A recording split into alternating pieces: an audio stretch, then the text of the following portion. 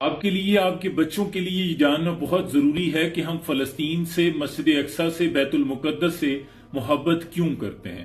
در حقیقت یہی وہ ارض مقدس ہے جو انبیاء علیہ السلام کا مسکن رہی ہے۔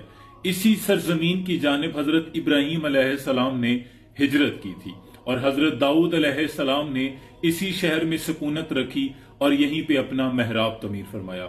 حضرت سلیمان علیہ السلام بھی اسی شہر میں موجود تخت پر بیٹھ کر پوری دنیا پر حکومت کیا کرتے تھے۔ حضرت سلیمان علیہ السلام کا وہ چونٹیوں کا واقعہ، جب ایک چونٹی نے حضرت سلیمان علیہ السلام کے لشکر کے آنے پر اپنی ساتھی چونٹیوں سے کہا تھا کہ اپنے بلوں میں گھس جاؤ، وہ واقعہ بھی اسی فلسطین کے شہر اسکلان میں پیش آیا، جس کا نام بعد میں وادی نمل، چونٹیوں کی وادی رکھ دیا گیا۔ حضرت زکریا علیہ السلام نے بھی فلسطین اسی ارض مقدس میں سکونت رکھی اور اپنا محراب تعمیر فرمایا۔ یہی وہ ارض مقدس ہے جس کے بارے میں حضرت موسیٰ علیہ السلام نے اپنے ساتھیوں سے کہا تھا کہ اس شہر میں داخل ہو جاؤ۔ اس شہر کو ارض مقدس اس لیے انہوں نے کہا کیونکہ یہ شرک سے پاک تھا اور انبیاء علیہ السلام کا مسکن اور ان کی سرزمین تھی۔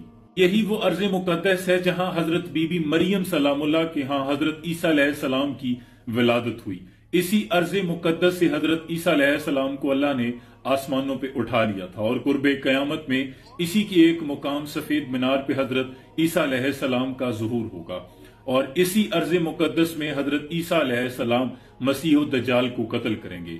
فلسطین وہ ارض مقدس ہے جہاں نبی اکرم صلی اللہ علیہ وسلم کو معراج پر تشریف لے جانے سے پہلے فلسطین یعنی بیت المقدس لایا گیا۔ سبحان الذی اسری بعبدہ لیلا من المسجد الحرام الی المسجد الاقصی، یعنی مسجد اقصی حضور اکرم صلی اللہ علیہ وسلم تشریف لائے، اور یہی وہ ارض مقدس ہے جہاں حضور اکرم صلی اللہ علیہ وسلم کی امامت میں کم و بیش 1,24,000 انبیاء اکرام نے حضور کی امامت میں نماز ادا فرمائی۔ نماز کی فرضیت کے بعد فلسطین کو یعنی بیت المقدس کو ہی قبلہ اول ہونے کا اعزاز بھی حاصل ہے۔ پھر بعد میں نبی اکرم صلی اللہ علیہ وسلم کی رضا کے مطابق مسجد قبلتین میں مسجد الحرام کو مسلمانوں کے لیے قبلہ مقرر کیا گیا۔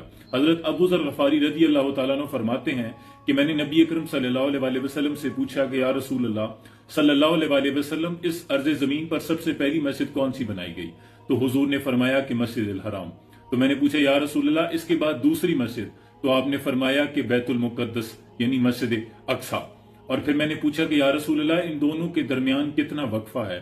تو آپ نے فرمایا کہ 40 سال۔ اکرم صلی اللہ علیہ وسلم کے وصال کے بعد حضرت ابو بکر صدیق کو فتنہ ارتداد اور دیگر کئی مسائل کا سامنا تھا، جن سے نپٹنے کے لیے آپ کو عسکری اور افرادی قوت کی اشد ضرورت ہونے کے باوجود آپ نے حضور اکرم صلی اللہ علیہ وسلم کا تیار کردہ لشکر فلسطین کی جانب روانہ کر دیا تھا، جو فلسطین کی اہمیت کو اجاگر کرتا ہے۔ پھر اسلام کے سنہری دور فاروقی دور کے اندر حضرت عمر کا تمام علاقے اور دنیا کی دوسری فتوحات کو چھوڑ کر فلسطین کی فتح کے لیے خود آنا اور یہاں آ کر نماز ادا کرنا اس شہر کی فضیلت کو واضح کرتا ہے۔ المقدس کا نام قدس قرآن کے نازل ہونے سے پہلے تک تھا، اور قدس اس کے نام کی اہمیت کو واضح کرتا تھا، دوسرے تمام شہروں سے اسے فضیلت بخشتا تھا، لیکن جب قرآن نازل ہوا تو پھر اس کا نام مسجد اقصی رکھ دیا گیا، اور اس شہر کو رومیوں کے جبر و استبداد سے بچانے کے لیے تقریباً 5,000 صحابہ اکرام نے شہادتیں دی ہیں، اور شہادت کا یہ باب آج تک بند نہیں ہوا، آج بھی جاری و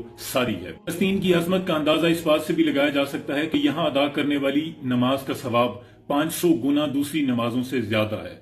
اس لیے ہم کہتے ہیں کہ قدس ہمارا دل ہے اور ہمارے دل قدس کے ساتھ ہیں، اور بیت المقدس نبی اکرم صلی اللہ علیہ وسلم، حضرت عمر فاروق اور سلطان صلاح الدین ایوبی کی جانب سے ہمارے لیے تحفہ ہے۔ یہ ہماری غیرت اور عزت کی علامت ہے، ہم اس کے 1 انچ حصہ سے بھی دستبردار نہیں ہوں گے۔